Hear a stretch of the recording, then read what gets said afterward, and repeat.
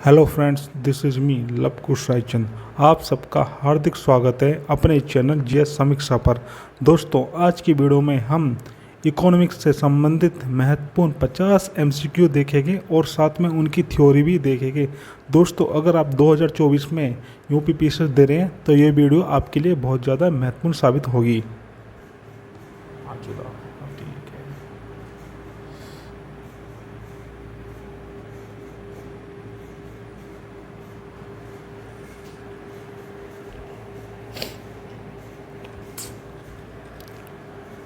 Question number 1, भारतीय सेना में एडवांस टेक्नोलॉजी व्हीकल कौन से है? तो दोस्तों, ये है आपके परमाणु शक्ति युक्त पनडुब्बी। इनको कहते हैं ATW। क्या कहते हैं इनको? ATW भी कहते हैं शॉर्ट में। क्वेश्चन नंबर 2, हर 5 साल में राज्य के वित्तीय संबंधों के लिए क्या नियुक्त किया जाता है? तो दोस्तों, ये किया जाता है आपका वित्त आयोग, जो हमारे संविधान के आर्टिकल 280 में है। किसमें है? संविधान के आर्टिकल 280 में है। थोड़ा सा इसके बारे में जानते हैं। पहला वित्त आयोग 1951 में अस्तित्व में आया था। इस आयोग को केंद्र और राज्यों के बीच वित्तीय संबंधों को परिभाषित करने के लिए बनाया गया था। क्वेश्चन नंबर 3, निम्नलिखित दरों में से कौन सी दर पर भारतीय रिजर्व बैंक अनुसूचित वाणिज्यिक बैंकों ऋण प्रदान करता है? तो दोस्तों, इसको कहते हैं बैंक दर। क्या कहते हैं? बैंक दर कहते हैं। जिस दर पर reserve bank of India cooperative बैंकों, वाणिज्य बैंकों को ऋण देता है, उसे बैंक दर कहा जाता है। दोस्तों, जब आपसे ये पूछ लिया जाए कि रिवर्स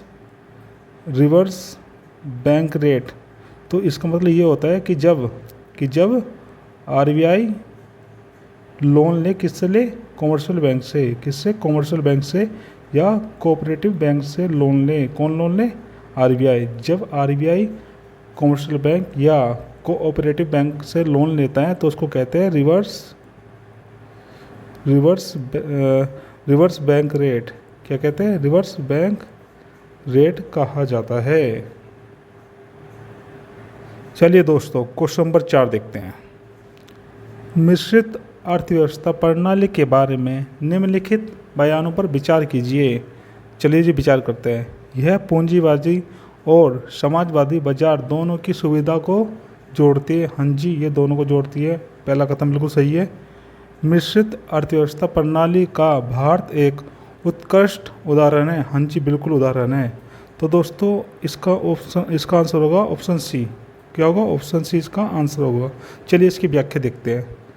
मिश्रित अर्थव्यवस्था एक ऐसी प्रणाली की विशेषता है जहां सरकार अर्थव्यवस्था के कुछ सामाजिक दृष्टिकोण से महत्वपूर्ण क्षेत्रों में आर्थिक गतिविधियों का निर्देशन करती है, बाकी की कीमत तंत्र को संचालित करने के लिए छोड़ देती है।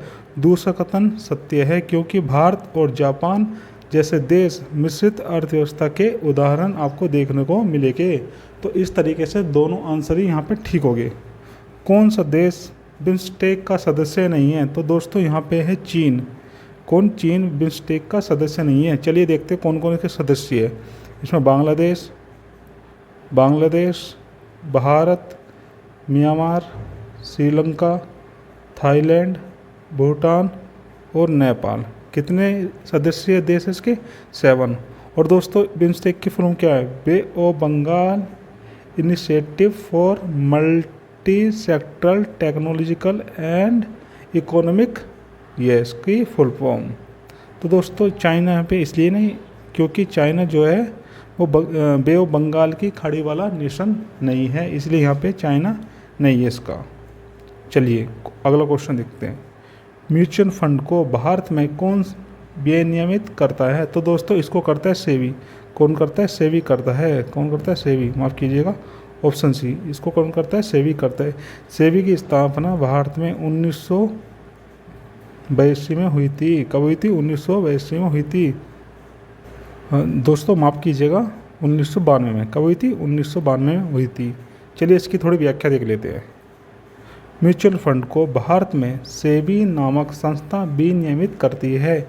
एक म्यूचुअल फंड एक ऐसा फंड है जब बड़ी संख्या में निवेशक अपने पैसों में डालते हैं और इसे पेशेवर परिसंपत्ति वर्ग जैसे शेयरों, बॉन्डों, मनी मार्केट इंस्ट्रूमेंट्स जैसे कॉल मनी और अन्य परिसंपत्तियों में निवेश करने के अनुभव के साथ व्यावसायिक रूप से योग्य व्यक्तियों द्वारा प्रबंधित किया जाता है। सेबी का पूरा नाम भारतीय प्रतिभूति और विनिमय बोर्ड है, जिसकी स्थापना 1992 में की गई थी। इसका मुख्यालय जो है मुंबई के बांद्रा में है। चलिए क्वेश्चन नंबर 7 देखते हैं। भारत में कृषि मंत्रालय के विपणन एवं निरीक्षक का मुख्य निर्देशालय कहाँ पर स्थित है? तो दोस्तों ये आपका फरीदाबाद में, फरीदाबाद आता है आपका हरियाणा में।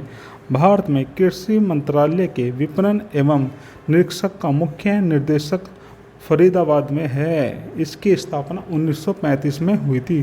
कब हुई थी? 1935 में। क्वेश्चन नंबर 8, निम्नलिखित में से कौन सा राष्ट्रीय आय में डबल गणना को सबसे उपयुक्त उदाहरण है? कौन सा है? तो दोस्तों इसका है कपास उत्पादन और सूती कपड़े उत्पादन। क्योंकि कपास से क्या होता है? कपास से कपड़े बनते हैं।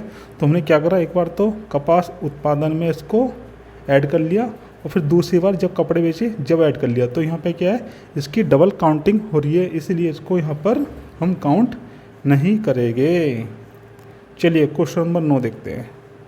सोना PB18 कल्याण HYVS प्रोग्राम में उच्च उपजी वाले किस्में के बीज है जो किस फसल से संबंधित है? तो दोस्तों ये आपके गेहूं से संबंधित है। गेहूं की फसल के नाम है, गेहूं की वैरायटी के नाम है सोना PB18 कल्याण HYVS।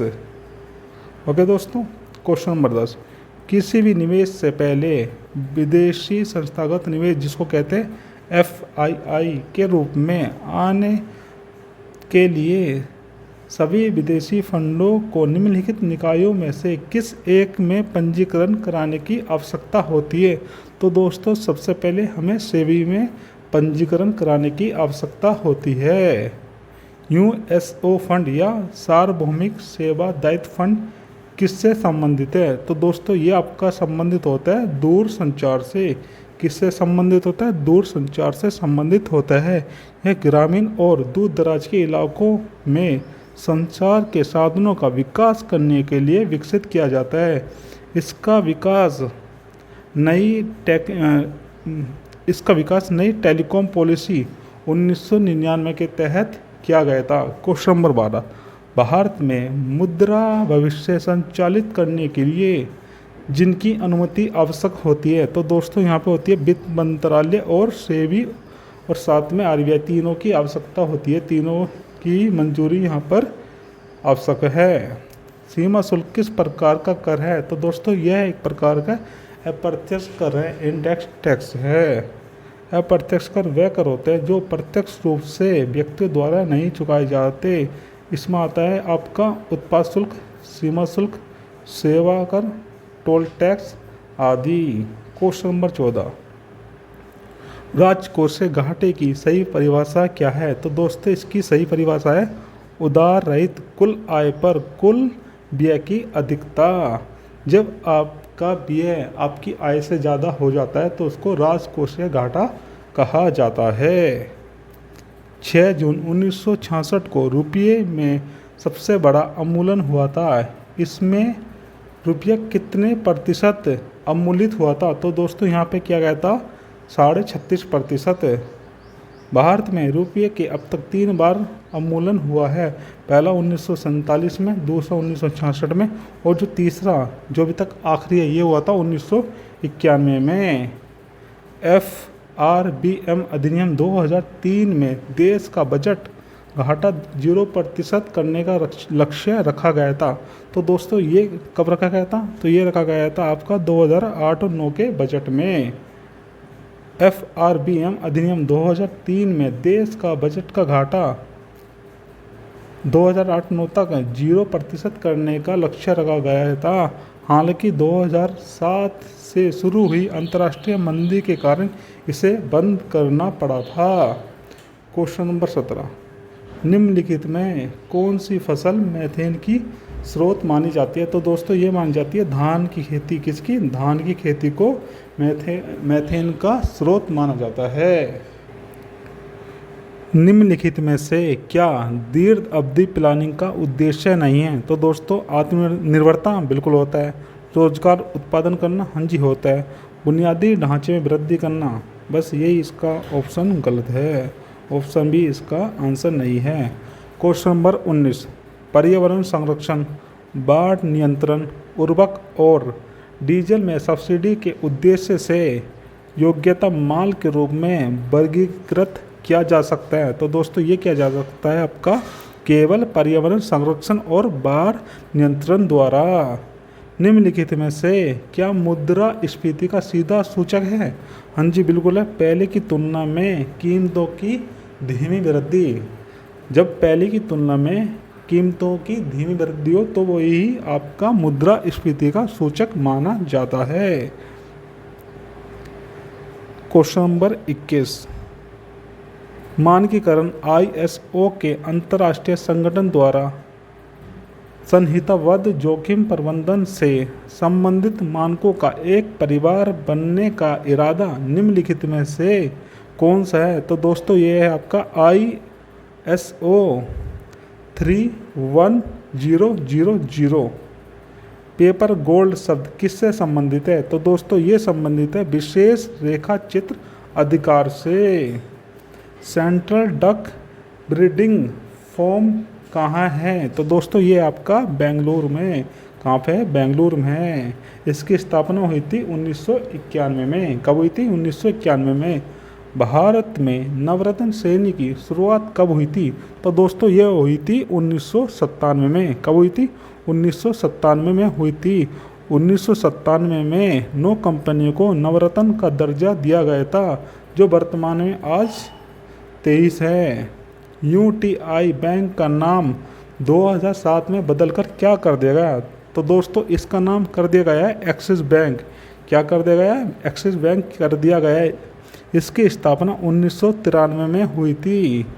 कब हुई थी? 1993 में हुई थी। यह भारत का सबसे बड़ा तीसरा प्राइवेट बैंक है। क्वेश्चन नंबर 26, कई बार हम शेयर बाजारों में सर्किट तोड़ने वाले के बारे में पढ़ते हैं। वे अस्थायी उपाय है जो निम्नलिखित अवसरों पर व्यापार को रोकते हैं।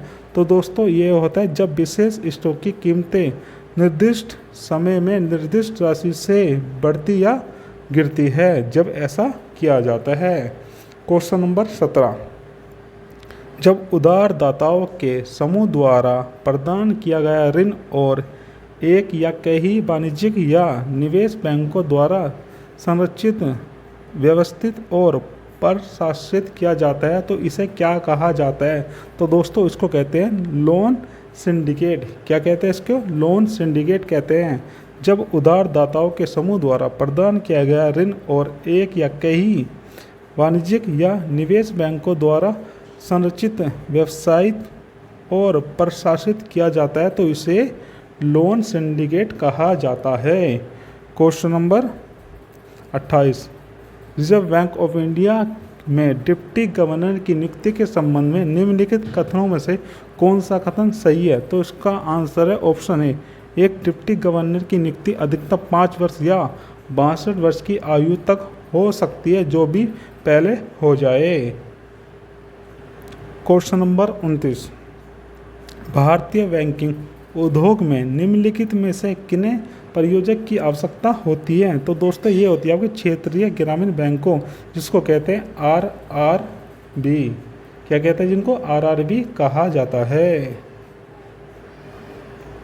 क्वेश्चन नंबर 30, विशेष कृषि उपज योजना का उद्देश्य क्या था? तो दोस्तों इसका उद्देश्य था भारतीय कृषि उत्पादों को अंतर्राष्ट्रीय स्तर पर प्रतिस्पर्धी बनाने के लिए। किसके लिए? अंतर्राष्ट्रीय स्तर पर प्रतिस्पर्धी बनाने के लिए। दोस्तों ये कब स्टार्ट किया गया था? ये स्टार्ट किया गया था 2004 में। कब? 2004 में शुरुआत की गई थी। भारतीय रिजर्व बैंक का केंद्रीय लेखा अनुभाग कहाँ है? तो दोस्तों ये है आपका नागपुर में। कहाँ पे? नागपुर में। नागपुर पड़ता आपका महाराष्ट्र में। क्वेश्चन नंबर 32, भारत में निम्नलिखित में से कौन सी समिति ने पहली बार LIC के निजीकरण और पुनर्गठन की सिफारिश की थी? तो दोस्तों ये की थी मल्होत्रा कमेटी ने, किसने की थी? मल्होत्रा कमेटी ने की थी। कब की थी? 1993 में। इसके जो अध्यक्ष थे ये थे RN मल्होत्रा। क्वेश्चन नंबर 33, निम्नलिखित में से कौन सा स्पष्ट रूप से बैंक की मूल ताकत दिखाता है और सुरक्षा के लिए बैंक मार्जिन को दर्शाता है? तो दोस्तों ये होता है बैंक की नेटवर्थ में, बैंक की संपत्ति कितनी है। क्वेश्चन नंबर 34, निम्नलिखित में से किसे क्रेडिट रेटिंग का प्रथम अन्वेषण कहा जाता है? तो दोस्तों ये कहा जाता है जे मूडीज को। किसको? जे मूडीज को कहा जाता है। भारत के क्रेडिट बाजार में ढीला सीजन कब से कब तक रहता है? तो दोस्तों ये रहता है अप्रैल से अक्टूबर तक। कब रहता है? अप्रैल से अक्टूबर तक रहता है। जबकि नवंबर से मार्च तक के समय को व्यस्त सीजन कहा जाता है।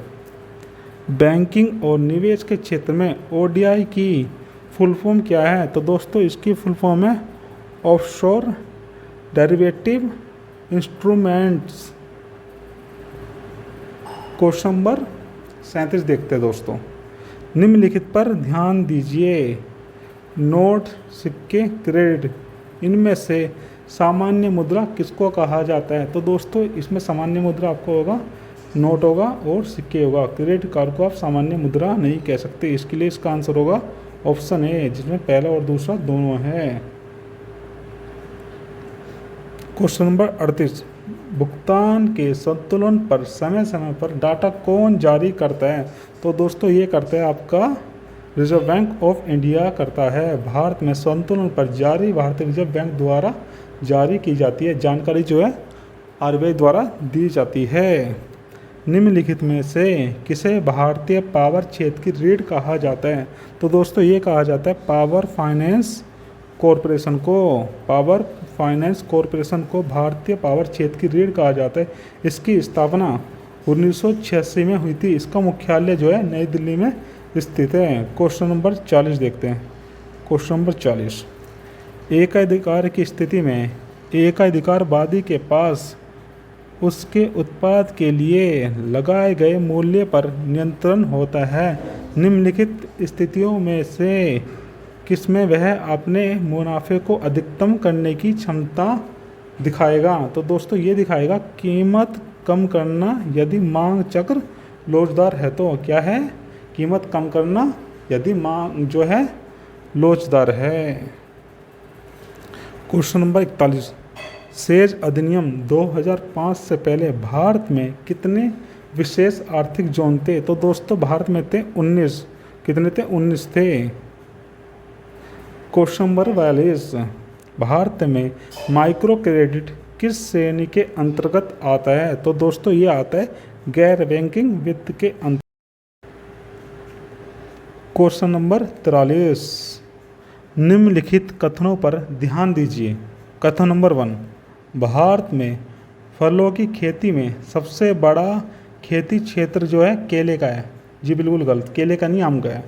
भारत में सबसे ज़्यादा फल का उत्पादन आम का होता है, ये भी गलत। सबसे ज़्यादा जो उत्पादन होता है वो केले का होता है, ठीक। और जो क्षेत्र है ये आपका है आम का, इसलिए यहाँ पे आपके दोनों ही गलत हो गए। क्या होगा? दोनों ही गलत हो गए। क्वेश्चन नंबर 44, सुनहरी क्रांति निम्नलिखित में से किससे संबंधित है या किससे सर्वाधिक संबंधित है? तो दोस्तों ये आपका संबंधित है राष्ट्रीय बागवानी मिशन से। किससे? राष्ट्रीय बागवानी मिशन से। दोस्तों राष्ट्रीय बागवानी मिशन 2005 से 2006 में चलाया गया था, जिसमें फलों के बगीचे बीजों के विकास के लिए शुरू किया गया था। Question number 45, focus LAC scheme निम्नलिखित में से किससे संबंधित है? तो दोस्तों ये संबंधित है निर्यात का विकास से। किससे? निर्यात के विकास से संबंधित है। क्वेश्चन नंबर 46, भारत में तेल की कीमतों का निर्धारण कौन करता है? तो दोस्तों भारत में अब करता है तेल कंपनियां। कौन करता है? तेल कंपनियां निर्धारित करती हैं मूल्य को। क्वेश्चन नंबर 47, निम्नलिखित पर ध्यान दीजिए। तरलता समायोजन सुविधा मुद्रा का अवमूलन, खुला बाजार परिचालन। तो दोस्तों इनमें से कौन सा वित्तीय उपाय है? जो इसमें वित्तीय उपाय है वो है आपका ऑप्शन बी, मुद्रा का अवमूलन। क्या है? मुद्रा का अवमूलन है। क्वेश्चन नंबर 48, गहन कृषि विकास कार्यक्रम जिसको कहते हैं IADP और सामुदायिक विकास कार्यक्रम जिसको कहते हैं CDP के बीच निम्नलिखित में से क्या अंतर था? तो दोस्तों इसका आंसर होगा ऑप्शन बी, CDP एक सामान्य विकास कार्यक्रम था, IADP एक क्षेत्रीय विकास योजना थी। चलिए दोनों के बारे में थोड़ा सा जानते हैं। गहन कृषि विकास कार्यक्रम कृषि के क्षेत्र में भारत सरकार का पहला प्रमुख उपयोग था और इसे पैकेज कार्यक्रम के रूप में भी जाना जाता था क्योंकि यह पैकेज दृष्टिकोण पर आधारित था। मुख्य दर्शन किसानों को बीज और उर्वरकों के लिए ऋण प्रदान करना था। CDP और IADP के बीच बड़ा अंतर यह है कि CDP एक सामान्यकृत विकास कार्यक्रम था जबकि IADP एक क्षेत्रीय विकास कार्यक्रम था। क्वेश्चन नंबर 49, निम्नलिखित में से कौन सा कर अप्रत्यक्ष कर नहीं है? तो दोस्तों ये आपका निगम कर, कॉर्पोरेट टैक्स, ये आपके डेक्स टैक्स में आता है। ये इनकम टैक्स का ही एक पार्ट है। अप्रत्यक्ष कर वे कर होते हैं जो सीधे जनता से ना लेकर अन्य साधनों द्वारा लिए जाते हैं जैसे बिक्री कर, सेवा कर और एक्साइज ड्यूटी। क्वेश्चन नंबर 50, नोकली आई झरना किस प्रदेश में स्थित है? तो दोस्तों ये आपका स्थित है मेघालय में। नोकलियाई झरना मेघालय के चेरापूंजी में स्थित है। यह 1115 फीट जो आपके मीटर में होगा 340 मीटर ऊंचा है। इसकी चौड़ाई जो है 75 फीट है। इसी के साथ दोस्तों हमने इकोनॉमिक्स की पूरी क्लास ख़त्म कर ली है। जो भी महत्वपूर्ण क्वेश्चन बनते हैं वो हमने कर लिए। आप इन क्वेश्चन को देख के जाओगे तो आपको एग्ज़ाम में फ़ायदा मिलेगा। वीडियो देखने के लिए थैंक यू और प्लीज़ चैनल को सब्सक्राइब कर लीजिए, वीडियो को लाइक कर लीजिए, कमेंट कीजिए। अगर कोई टॉपिक पे आपको वीडियो चाहिए तो प्लीज़ कमेंट कीजिए। धन्यवाद।